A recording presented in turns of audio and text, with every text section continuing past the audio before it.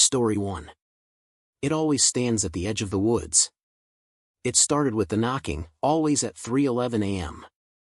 The first night, I thought it was a branch against the siding. The cabin is old, its walls creak like they're tired of holding themselves up. But when I sat up in bed, the sound was deliberate, 3 slow knocks. Then silence. I stared into the dark for an hour, heart pounding. By morning, I convinced myself it was nothing.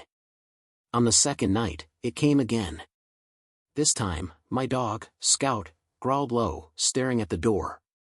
His hackles rose like wire bristles. I flicked on the porch light. Nothing but fog curling around the trees. By the third night, I'd stopped pretending it was random. I pressed my ear to the door. Knock. Knock. Knock. I whispered, "Who's out there?" but the words felt too thin, like they vanished into the mist before they could matter.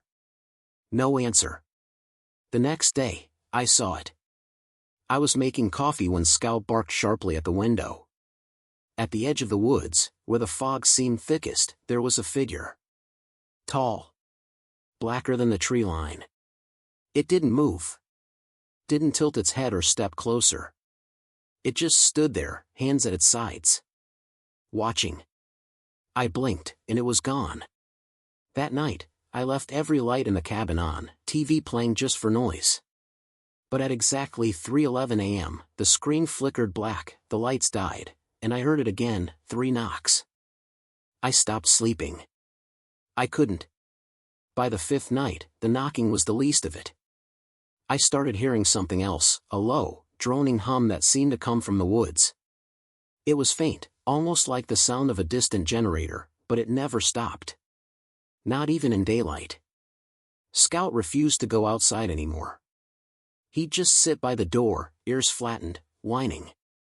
One morning, I opened the door to let him out anyway, desperate for normalcy. His collar lay on the porch, snapped clean in 2. No blood. No tracks. Just that collar. I called the sheriff. "There's someone out here," I said, voice shaking. He sighed. "We've had reports. Just deer.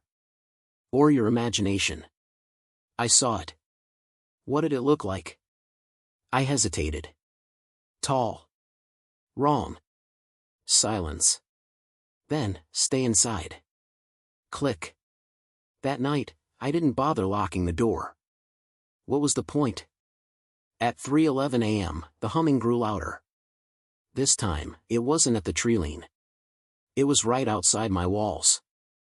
I couldn't take it anymore. At 3:10 a.m., I sat at the door, hand on the knob, shotgun across my lap. The knocking came. 3 times. Slow. Patient. I opened the door. The fog swallowed everything. The trees were barely shadows, bending like they were leaning closer. I stepped outside, barefoot, my breath clouding in the cold. And there it was. 10 feet away. No face. No features. Just an outline darker than night. "Why?" My voice cracked. "What do you want?" It didn't answer. It only tilted its head, slowly, unnaturally, then raised one arm. I don't remember pulling the trigger, but the gun roared in my hands. The figure didn't move. The humming stopped. Silence. I woke at dawn on the porch, freezing. The shotgun lay beside me, unfired. My footprints were the only ones in the frost. Scout was gone. Tonight, I hear it again. The knocking. 3:11 a.m. Closer this time. I think it's already inside. Story 2. The room they bricked up. I didn't know the cabin had a 4th room until I heard it. The realtor never mentioned it. 3 bedrooms, 1 bath, creaky floors. Nothing special. I bought it cheap after my divorce, thinking I could fix it up. For weeks, it was quiet. Peaceful. Then, one night, I heard scratching. It was faint, like fingernails against wood, coming from the far end of the hall. I followed it, barefoot, floorboards cold under my feet. It stopped in front of the guest room. Except, it wasn't the guest room. The wall was wrong. Too wide. I pressed my hand against the wallpaper and felt it, hollow. The next morning, I peeled it back. Beneath was old plaster, then bricks. Someone had sealed up a door. Why? That night, the scratching started again. Louder. I tried to ignore it. Played the radio, left the TV on. But at 2:46 a.m., it woke me, scratching, then knocking. Knock. Knock. Knock. I pressed my ear to the wall. Faint, muffled breathing. And then, a voice.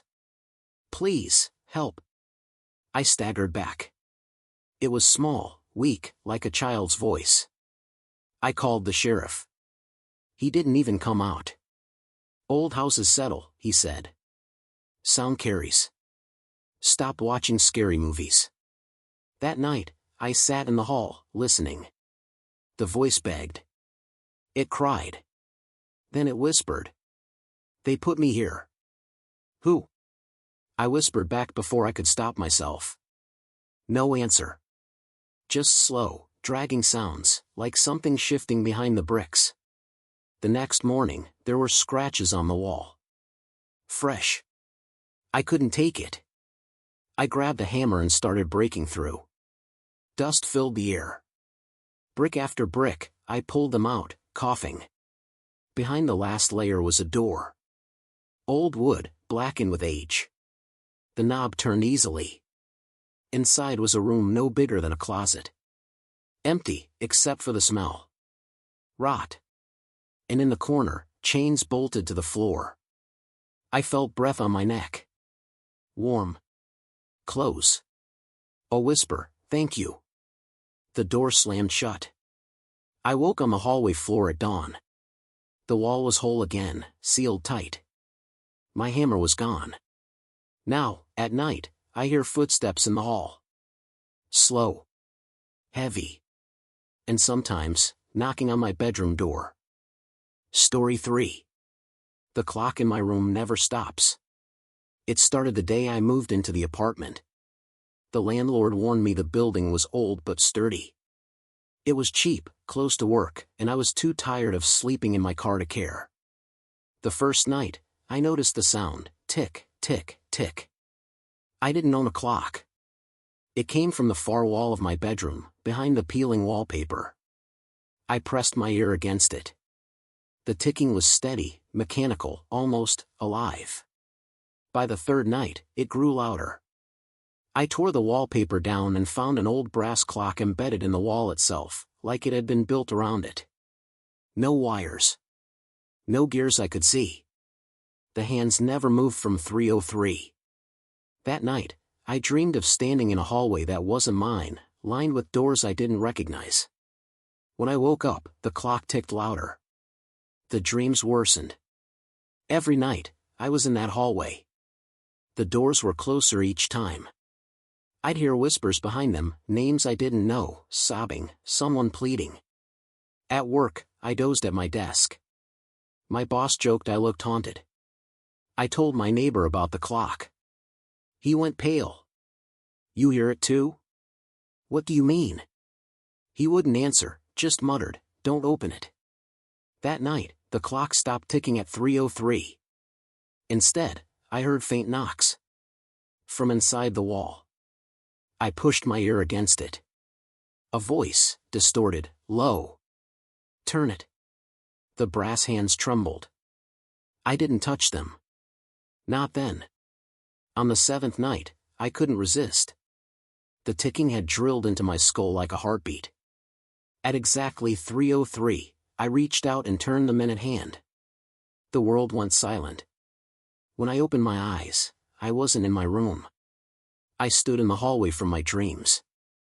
The doors stretched infinitely in both directions. Behind me, I heard footsteps. I ran. I don't know for how long. I grabbed one of the doors and threw it open. Inside was my bedroom. The clock. Me, asleep in bed. Something moved behind me, whispering. I woke up screaming, back in bed, drenched in sweat. The clock read 3:03. The hands were moving backward now. And when I looked in the mirror, my reflection was smiling.